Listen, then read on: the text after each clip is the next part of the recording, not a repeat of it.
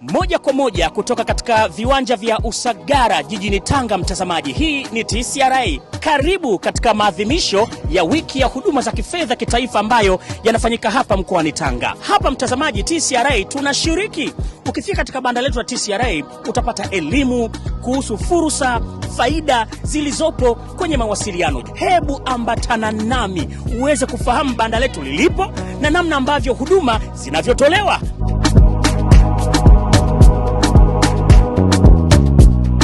Karibu katika banda la TCRA, kama nilivyokujuza mtazamaji, uweze kufahamu huduma lakini pia na maelezo ya kina kuhusiana na fursa mbalimbali zilizopo kwenye mawasiliano kama ambavyo unashuhudia. Hodi banda la TCRA. Karibu sana Mamlaka ya Mawasiliano Tanzania, na kama unavyojua Mamlaka ya Mawasiliano Tanzania ni mamlaka ambayo inasimamia sekta ya mawasiliano, na sekta ya mawasiliano ni sekta wezeshi.